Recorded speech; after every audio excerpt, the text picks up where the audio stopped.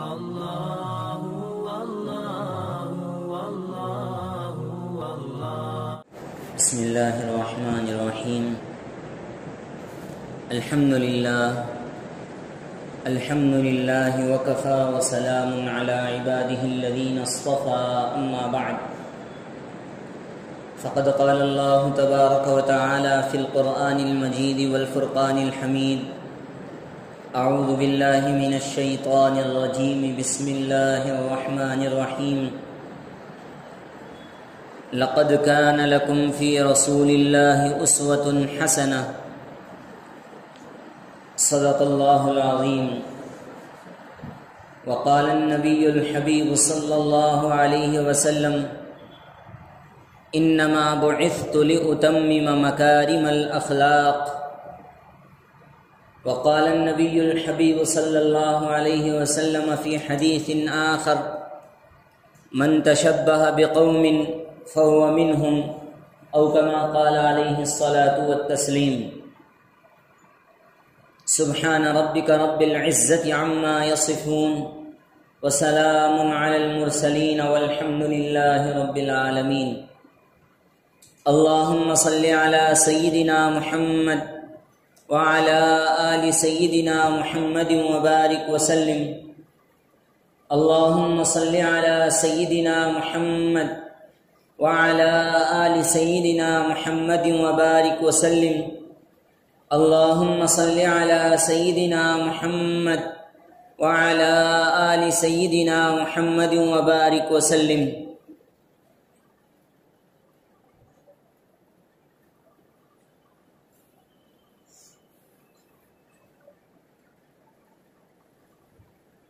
بزرگان محترم، حاضرین دین، نوجوانان ملت اور میرے دینی و ایمانی بھائیوں، السلام علیکم ورحمۃ اللہ وبرکاتہ۔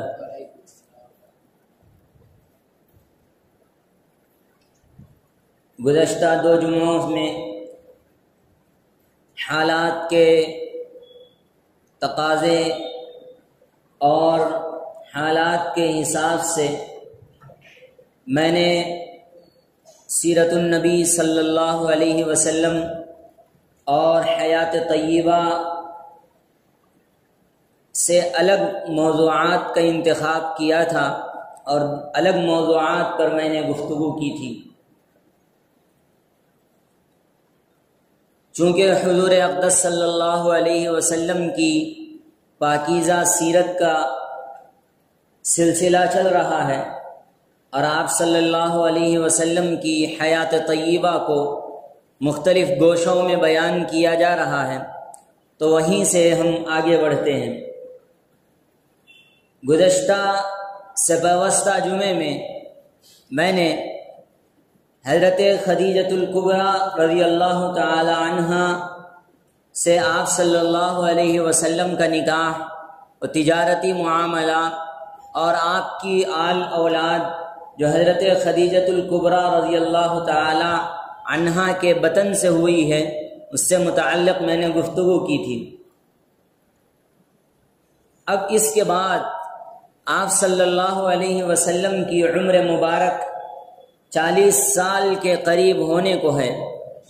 آپ صلی اللہ علیہ وسلم وہ عظیم مقصد کی طرف لے جائے جا رہے ہیں جس عظیم مقصد کے لیے اللہ رب العزت نے حضور اقدس صلی اللہ علیہ وسلم کو مبعوث فرمایا ہے۔ حضور اقدس صلی اللہ علیہ وسلم اب حضرت خدیجۃ الکبریٰ رضی اللہ تعالی عنہا سے نکاح کے بعد ان کی تجارت کو فروغ دیتے ہیں، تجارت میں بڑھاوا لاتے ہیں، اور پوری امانت داری کے ساتھ، دیانت داری کے ساتھ، پوری سچائی کے ساتھ آپ صلی اللہ علیہ وسلم ایک بہترین تجارت لوگوں کے سامنے پیش کرتے ہیں۔ آپ صلی اللہ علیہ وسلم کی اس تجارت کو دیکھ کر، آپ صلی اللہ علیہ وسلم کی اس امانت کو دیکھ کر، آپ کے معاملات کو دیکھ کر، آپ کی سچائی کو دیکھ کر لوگوں کے اندر آپ کا چرچا عام ہونے لگتا ہے۔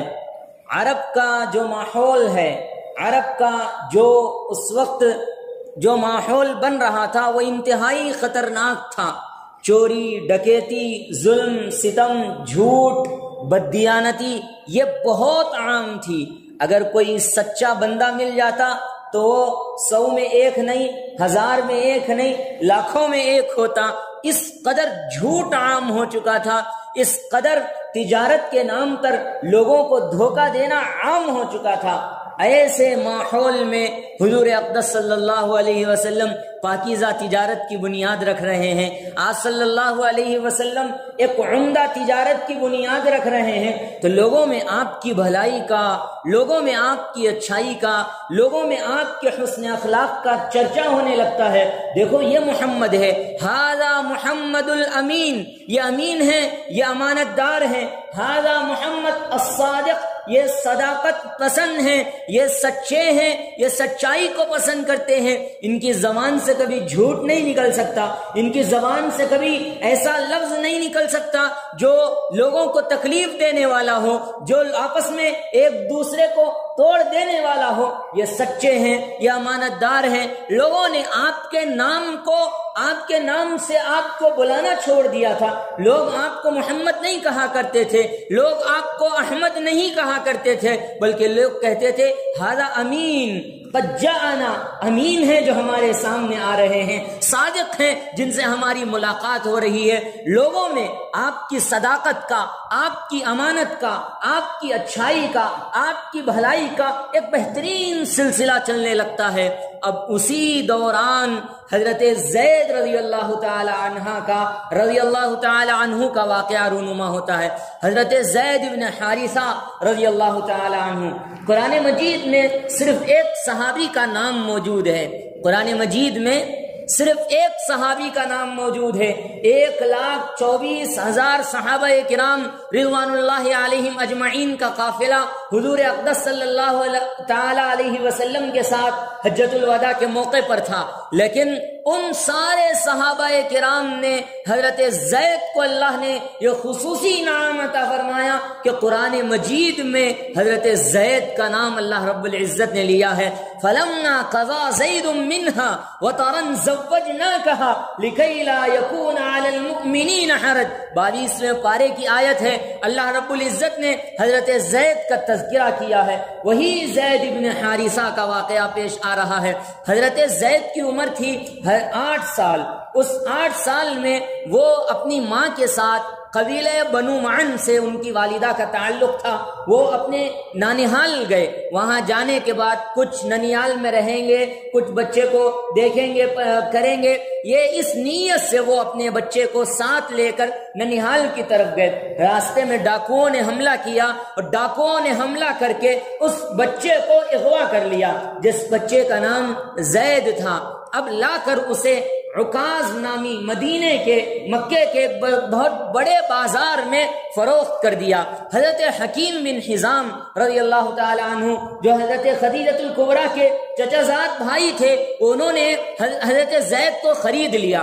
لوگوں نے کہہ دیا کہ یہ غلام ہے، اس کو اس زمانے میں چونکہ غلاموں کی تجارت ہوا کرتی تھی، باندیوں کی تجارت ہوا کرتی تھی، لوگ ان کو خریدتے تھے اور ان سے کام لیتے تھے اور ان سے اپنی ضرورتیں پوری کیا کرتے تھے۔ تو اس نیت سے حضرت حکیم بن حزام نے حضرت زید کو عکاظ میں خرید لیا۔ پھر اپنی پھوپھی کے پاس حضرت خدیجہ الکبریٰ رضی اللہ تعالی عنہ کے پاس آئے اور ان کی نظر کر دیا اور کہہ دیا کہ اب میں یہ غلام آپ کے حوالے کرتا ہوں، آپ ان سے جو چاہیں کام لے لیں، ان سے جیسے چاہیں رویہ برتیں، آپ ان کو جیسے چاہیں استعمال کر سکتے ہیں، اب سے یہ آپ کے ہیں۔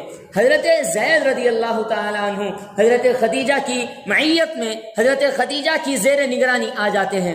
آپ صلی اللہ علیہ وسلم حضرت زید کی کیفیات کو دیکھ رہے ہیں۔ 15 سال کی عمر ہو رہی ہے اور حضرت زید حضور اقدس صلی اللہ علیہ وسلم کی خدمت میں ہیں، حضرت خدیجہ کی خدمت میں ہیں۔ اس وقت حضور اقدس صلی اللہ علیہ وسلم نے حضرت خدیجہ سے حضرت زید کا مطالبہ کیا اور آپ صلی اللہ علیہ وسلم کو بخوشی حضرت خدیجہ نے حضرت زید حوالے کر دیا کہ یہ میرا غلام میں آپ کے سپرد کرتی ہوں، یہ غلام آج سے آپ کا ہے، یہ غلام آج سے آپ کا ہے، آپ ان کو رکھ لیجئے۔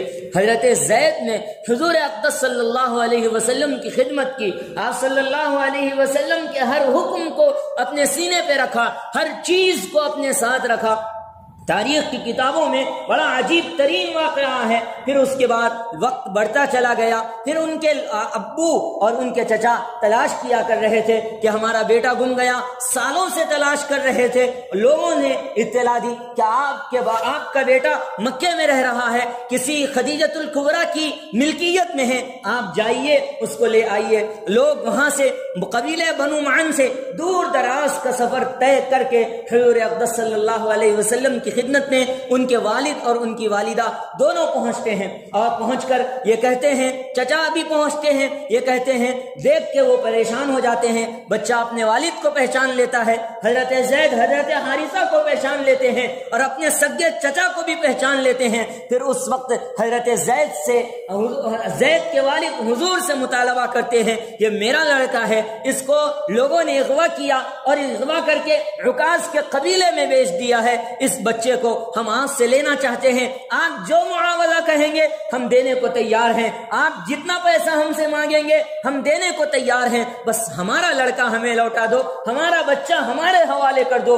حضور اقدس صلی اللہ علیہ وسلم نے یہ معاملہ حضرت زید کے سپرد کر دیا، کہہ دیا کہ اگر زید اس بات پر رضامند ہیں تو آپ بخوشی لے جا سکتے ہیں، بلا معاوضہ لے جا سکتے ہیں، مجھے آپ کے پیسے کی ضرورت نہیں ہے، آپ بلا معاوضہ زید کو اپنے ساتھ لے جائیے۔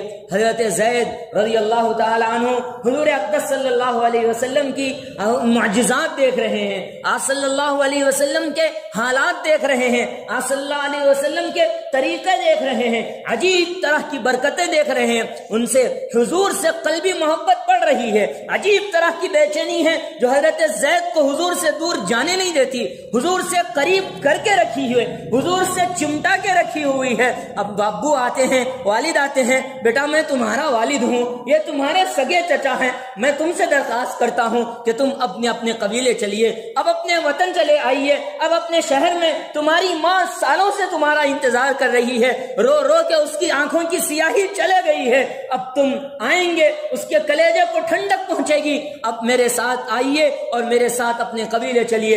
حضرت زید اس وقت انکار کر دیتے ہیں، وہ کہتے ہیں میں اپنے والد کے ساتھ حضور کو چھوڑ کے نہیں جا سکتا، حضور کو چھوڑ کے میں اپنے سگے چچا کے ساتھ بھی نہیں جا سکتا۔ حضرت زید نے قربانی پیش کی، حضرت زید نے یہ کہا کہ میں حضور اقدس صلی اللہ علیہ وسلم کو چھوڑ کے اب نہیں جا سکتا، حضور کو چھوڑ کے میرے ماں باپ آپ پہ قربان ہیں، میرے سگے چچا آپ پہ قربان ہیں، لیکن میں حضور کا دامن چھوڑ دوں یہ مجھ سے نہیں ہو سکتا ہے، آپ اپنے وطن چلے جائیے، میری ماں کو میرا سلام کہہ دینا، بس اتنی بات آج سے مروتاً کہتا ہوں، لیکن حضور کا دامن چھوٹ جائے یہ مجھ سے نہیں ہو سکتا، میں یہ نہیں کر سکتا۔ حضرت زید کو یہ جواب سن کر والد کی آنکھوں سے آنسو جاری ہو جاتے ہیں، وہ کہتے ہیں بیٹا میں تمہارا باپ ہوں، یہ تمہارے سگے چچا ہیں، یہ تم سے درخواست کر رہے ہیں کہاں چلنے کی، اپنے قبیلے میں آنے کی، اپنے وطن میں واپس لوٹ آنے کی، تم انکار کر رہے ہو۔ حضرت زید کہتے ہیں نہیں میں اب یہ سوچ چکا ہوں، میں فیصلہ کر چکا ہوں کہ اب میں محمد الرسول اللہ کا دامن نہیں چھوڑوں گا، اب میں حضور کا دامن نہیں چھوڑوں گا، تو پھر اس فیصلے پر میں اٹل ہوں، آپ کتنی بھی منت سماجت کر لیں، آپ مجھ سے ملاقات کے لیے آ جایا کریں، لیکن میں آپ کے پاس حضور کا دامن چھوڑ کے نہیں آؤں گا۔ حضور اقدس صلی اللہ علیہ وسلم کو اس واقعے کی اطلاع ملتی ہے، حضور کے آنکھوں سے آنسو جاری ہو جانے لگتے ہیں۔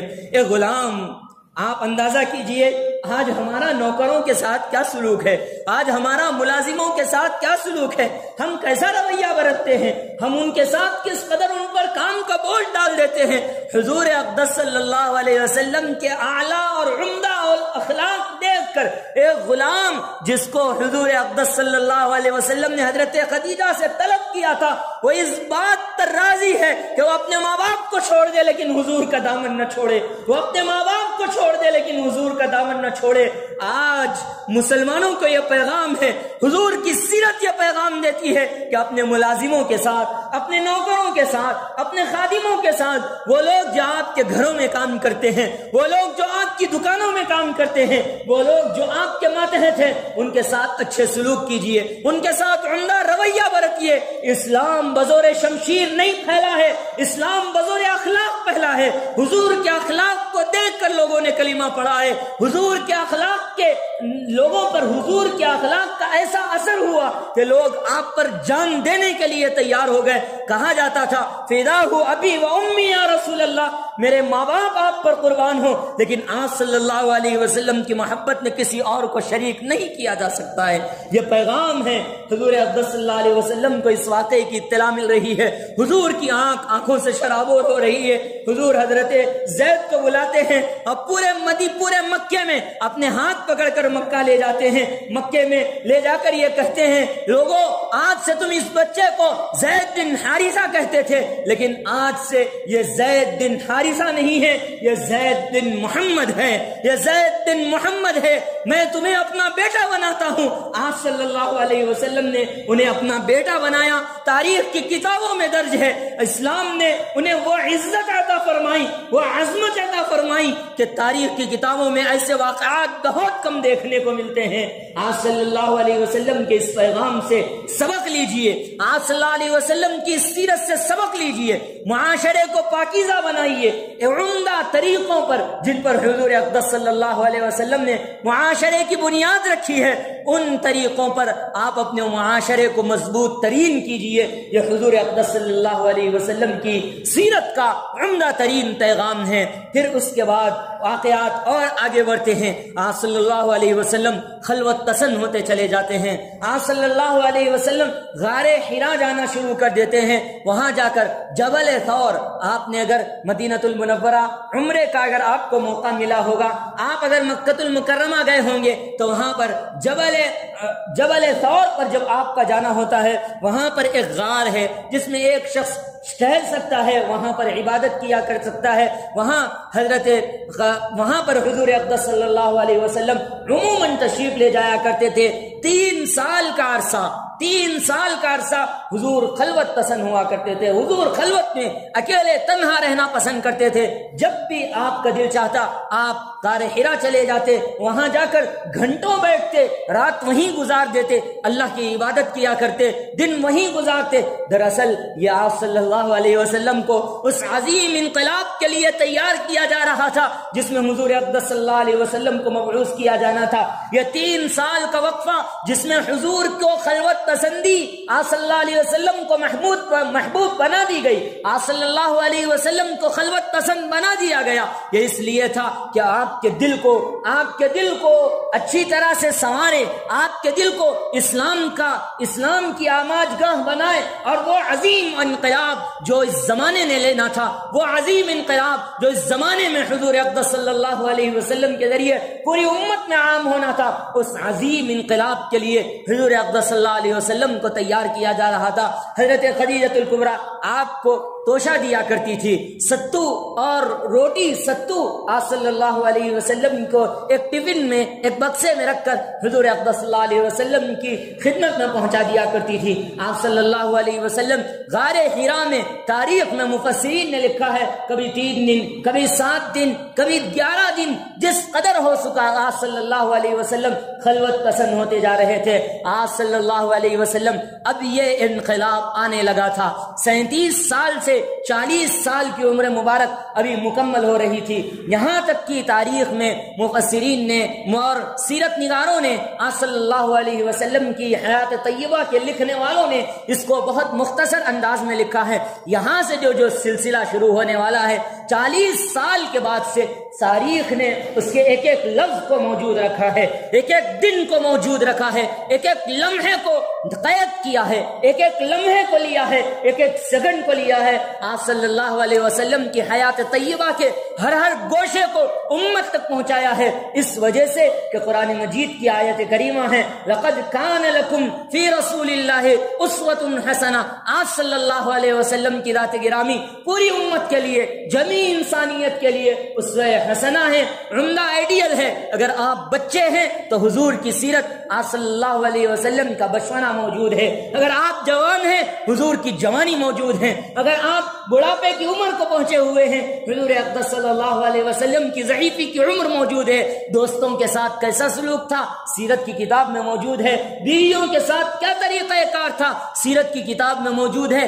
زندگی کا ہر لائحہ عمل، ہر طریقہ کار، ہر چیز کا آپ صلی اللہ علیہ وسلم نے امت کو کھلے طور پر پیش کر دیا اور کہہ دیا یہ میری زندگی ہے جس کو اللہ نے تمہارے لیے نمونہ بنایا ہے، آئیڈیل بنایا ہے۔ اگر تم اس زندگی کے مطابق اپنی زندگی کو بنا لیتے ہو اور اس زندگی کے مطابق اپنی زندگی کو تبدیل کر لیتے ہو تو پھر یا ایھا الذین آمنوا اطیعوا اللہ واطیعوا الرسول، جو اللہ نے ایمان والوں سے مطالبہ کیا اے ایمان والو اللہ کی اطاعت کرو، رسول اللہ کی اطاعت کرو۔ تو یہ اطاعت دراصل مقصود ہے آپ صلی اللہ علیہ وسلم۔ آج ہم میں سے کتنے مسلمان ہیں جو حضور اقدس صلی اللہ علیہ وسلم سے سچی محبت کا دم بھرتے ہیں، سچی محبت کا دم بھرتے ہیں، لیکن جب بات اطاعت کی آتی ہے، جب بات اطاعت کی آتی ہے تو ہمارا جذبہ سرد پڑ جاتا ہے، ہمارے جذبے پھیکے پڑ جاتے ہیں۔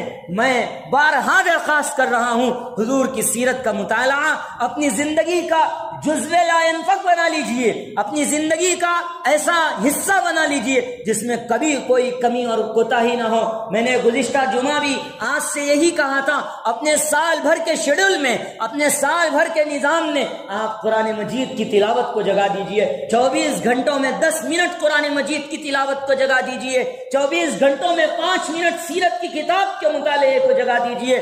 آپ کو جو زبان آتی ہے پڑھیے۔ آپ یہاں تو پڑھا لکھا طبقہ موجود ہے، دیندار طبقہ موجود ہے، پڑھنے لکھنے والے زیادہ ہیں، آپ کے گھر کے اندر پڑھنے لکھنے والے زیادہ ہیں، آپ کی اہلیہ وہ پڑھنے لکھنے والی زیادہ ہے۔ اگر آپ ان سے یہ کہہ دیں، اگر آپ کو نہیں آتا کہہ دیں کہ مجھے یہ 2 ورق آج 5 منٹ کے لیے سنا دیجئے، یہ ایک بہترین سلسلہ بن سکتا ہے۔ حضور کی سیرت کا مطالعہ، حضور کی ذاتی زندگی کا مطالعہ آپ اپنی زندگی کا جزو لا ينفك بنائیے، اس لیے کہ اسی سے انقلاب آتا ہے۔ معاشرے کو پاکیزہ بنانے کے لیے حضور کے طریقوں کو اگر فالو کریں گے تبھی معاشرے میں انقلاب آ سکتا ہے۔ اس کے بغیر اگر آپ معاشرے میں انقلاب کے خواہاں ہیں تو پھر یہ ناممکن ہے، یہ ہونے والا نہیں ہے۔ اگر آپ حضور کے طریقوں کے مطابق اپنی زندگی کو لانا چاہتے ہیں تبھی یہ معاشرے کو آپ پاکیزہ بنا سکتے ہیں۔ پھر 40 سال کے بعد ایک دن آتا ہے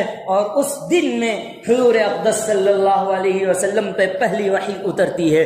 آپ صلی اللہ علیہ وسلم کی خلوت نشینی ہوتی ہے، آپ صلی اللہ علیہ وسلم تک حضرت جبریل کا نزول ہوتا ہے۔ غار حرا میں حضور اقدس صلی اللہ علیہ وسلم عبادت میں مشغول ہیں، اچانک حضرت جبریل امین تشریف لاتے ہیں اور اللہ رب العزت کا پیغام سناتے ہیں۔ آپ صلی اللہ علیہ وسلم حضرت جبریل امین کو اس حالت میں دیکھ کر گھبرا جاتے ہیں۔ آپ صلی اللہ علیہ وسلم پر عجیب سی ہیبت طاری ہو جاتی ہے۔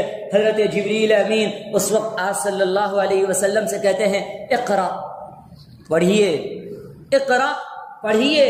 آپ صلی اللہ علیہ وسلم جواب دیتے ہیں ما انا بقاری، میں پڑھا ہوا نہیں ہوں، میں امی ہوں، مجھے پڑھنا لکھنا نہیں آتا۔ حضرت جبریل امین آپ صلی اللہ علیہ وسلم کو سینے سے لگاتے ہیں، زور سے دباتے ہیں، پھر اس کے بعد کہتے ہیں اقرا، پڑھیے۔ پھر اس کے بعد حضرت جبریل امین کو حضور اقدس صلی اللہ علیہ وسلم فرماتے ہیں ما انا بقاری، میں جانتا نہیں ہوں، میں پڑھا لکھا نہیں ہوں۔ پھر حضرت جبریل حضور اقدس صلی اللہ علیہ وسلم کو زور سے سینے سے دبوچتے ہیں اور سینے سے لگا لیتے ہیں، پھر کہتے ہیں اقرا، پڑھیے۔ حضور اقدس صلی اللہ علیہ وسلم پھر کہتے ہیں اقرا بسم ربک الذی خلق، خلق الانسان من علق، اقرا وربک الاکرم الذی علم بالقلم، علم الانسان ما لم يعلم۔ یہ 5 آیتیں جو ابتدائے وحی میں حضور اقدس صلی اللہ علیہ وسلم تک نازل کی گئی، اقرا بسم ربک الذی خلق، پڑھیے اس پروردگار کے نام سے جس نے پیدا کیا ہے۔ اقرا بسم ربک الذی خلق، خلق الانسان من علق، انسان کو پیدا کیا اور کس سے؟ خون کے لوتھڑے سے انسان کو پیدا کیا۔ خلق الانسان من علق اقرأ وربک الاکرم، پڑھیے اپنے پروردگار کے نام سے جو کہ عظیم الشان ہے، جو مکرم ہے۔ الذی علم بالقلم، جس نے انسان کو قلم کے ذریعے سے سکھایا ہے۔ کیا سکھایا؟ علم الانسان ما لم یعلم، انسان کو وہ سکھایا جو وہ نہیں جانتا تھا، پڑھا لکھا نہیں تھا، ان پڑھ تھا۔ اللہ کے نبی صلی اللہ علیہ وسلم کو، حضور اقدس صلی اللہ علیہ وسلم کو اللہ تعالیٰ نے ابتداء وحی میں یہ 5 آیتیں نازل فرمائی۔ یہ 5 آیتیں نازل فرمانے کے بعد حضرت جبریل واپس چلے جاتے ہیں آپ صلی اللہ علیہ وسلم تک۔ عجیب وحی کی کیفیت آپ صلی اللہ علیہ وسلم کے پیشانی پہ نمایاں ہے، عجیب ہیبت ہے۔ آپ صلی اللہ علیہ وسلم غار ہیرا سے دوڑے دوڑے اپنے حجر مبارکہ میں حضرت خدیجۃ الکبریٰ رضی اللہ عنہا کے مکان پر پہنچتے ہیں۔ آپ صلی اللہ علیہ وسلم کہتے ہیں زملونی زملونی، مجھے چادر اڑا دو، مجھے چادر اڑا دو، دثرونی، مجھے چادر اڑا دو، مجھے چادر اڑا دو۔ آپ صلی اللہ علیہ وسلم چادر اڑاتے ہیں، آپ صلی اللہ علیہ وسلم سے پسینہ جا رہا ہے، عجیب طرح کی کیفیت ہے۔ حضرت خدیجۃ الکبریٰ رضی اللہ تعالیٰ عنہا گھبرا جاتی ہیں، پھر آپ صلی اللہ علیہ وسلم سے وہ 5 جملے کہتی ہیں جو تاریخ کی کتابوں میں درج ہے کہ آپ صلی اللہ علیہ وسلم آپ لوگوں کا برا نہیں چاہتے ہیں، آپ لوگوں کے ساتھ اچھا سلوک کرتے ہیں، آپ بیواؤں کے ساتھ حسن سلوک کرتے ہیں، آپ یتیموں کے ساتھ حسن سلوک کرتے ہیں، آپ لوگوں کی مدد کرتے ہیں، غربا کی مدد کرتے ہیں، آپ مسافروں کی مدد کرتے ہیں، آپ مظلوم کا ساتھ دیتے ہیں۔ آپ صلی اللہ علیہ وسلم کو یہ 5 جملے کہہ کر تسلی دیتی ہیں، اور پھر اس کے بعد حضرت ورقہ ابن نوفل رضی اللہ تعالی عنہ جو کہ حضور کے نبوت کے آغاز سے پہلے حضور اقدس صلی اللہ علیہ وسلم کی پہلی وحی کے بعد حضور اقدس صلی اللہ علیہ وسلم کے پاس جب ان کو حضرت خدیجہ کے رشتے میں بھائی ہوتے تھے، چچا زاد بھائی ہوتے تھے، ان کے پاس لے جاتی ہیں اور ان کے پاس لے جا کر حضرت حضور اقدس صلی اللہ علیہ وسلم کا حال پوچھتی ہیں۔ پھر وہ دیکھ کے بتاتے ہیں بلا شبہ یہ وہی فرشتہ ہے جو حضرت موسیٰ کے پاس آیا، یہ وہی فرشتہ ہے جو حضرت عیسیٰ کے پاس آیا۔ مجھے آپ کی قوم جس وقت آپ کو مکے سے نکالے گی، میں کاش اس وقت آپ کے ساتھ ہوتا، آپ کی مدد کر رہا ہوتا۔ حضرت ورقہ ابن نوفل نے آپ صلی اللہ علیہ وسلم کو آنے والے وقت کی پیشن گوئی فرمائی۔ حضور تعجب سے پوچھتے ہیں کیا میری قوم مجھے مکے سے نکال دے گی؟ وہ کہتے ہیں ہاں ایسا ہوگا، اس وجہ سے کہ دین کی بنیاد پر جنہوں نے بھی کام کیا ہے لوگوں نے انہیں سخت ترین تکلیفیں دی ہے۔ یہ دین جو آپ کو گھر بیٹھے ملا، یہ دین جو آپ کو اپنے ماں باپ کی وراثت میں ملا، یہ دین یوں ہی نہیں پہنچایا۔ اس دین کے لیے جو قربانیاں دی گئی ہیں وہ ایسی قربانیاں ہیں جسے فراموش نہیں کیا جا سکتا۔ آپ صلی اللہ علیہ وسلم کی مکی زندگی کے حالات کو آپ جانیے، حضرت ابو بکر، حضرت عمر فاروق، حضرت عثمان غنی، حضرت علی ابن ابی طالب رضی اللہ تعالی عنہ کے حالات کو جانیے، حضرت خباب ابن الارت کے حالات کو جانیے، حضرت بلال ابن حبشی رضی اللہ تعالی عنہ کے حالات کو جانیے۔ آپ ان حالات کو جان کر آپ کے رونگٹے کھڑے ہو جائیں گے۔ یہ دین بہت مشکلوں سے ہم تک آیا ہے، تو اس دین کی قدر کیجئے، اس دین کو مکمل طور پر فالو کیجئے۔ قرآن مجید کا پیغام ہے یا ایھا الذین آمنوا آمنو، اے ایمان والو ایمان لاؤ۔ کیا مطلب؟ ایمان والوں سے ایمان کا مطالبہ کس مطلب کے لیے ہے؟ اس مطلب کے لیے ہے اسلام میں پورے کے پورے داخل ہو جاؤ، اسلام کے مطابق اپنی زندگی کو، اپنی زندگی کے نظام کو مرتب کرو۔ یا ایھا الذین آمنوا ادخلوا فی السلم کافہ، اے ایمان والو اسلام میں پورے کے پورے داخل ہو جاؤ۔ دن بھی اسلام کے مطابق، رات بھی اسلام کے مطابق، اپنی زندگی کا ایک ایک لمحہ اسلام کے مطابق بنا لیجئے۔ یہ اسلام کا، یہ حضور اقدس صلی اللہ علیہ وسلم کی حیات طیبہ کا یہ اسوہ ہے، یہ طریقہ کار ہے، یہ پیغام ہے، یہ سبق ہے۔ اس سبق کو اپنے لوح پر، اپنے دلوں پر، اپنے دلوں کی تختی پر لکھ لیجئے۔ آج کے اس بیان میں جو پیغام آپ تک ہے کہ وہ ملازموں کے ساتھ، اپنے ماتحتوں کے ساتھ اچھا سلوک کیجئے، ان سے اچھے سے بات کیجئے، گفتگو میں نرمی پیدا کیجئے، اور ساتھ ہی ساتھ ان کے کام کی قدر کیجئے، ان کے کام کی قدر کیجئے۔ اللہ نے ہر ایک کو معزز بنایا ہے۔ لقد خلقنا الانسان فی احسن تقویم، بہترین سانچے میں ڈھال کر پیدا کیا، لہذا کم نظری سے، کسی کو تنگ نظری سے اور کسی کو نظروں سے گرا کر نہ دیکھیے، اپنے ملازموں کے ساتھ اچھا سلوک کیجیے اور اپنے کاروباروں میں امانت کو، دیانت کو، صداقت کو فروغ دیجیے، سچائی پر اپنی تجارت کو قائم کیجیے، سود سے پاک، انٹرسٹ سے پاک، شریعت کے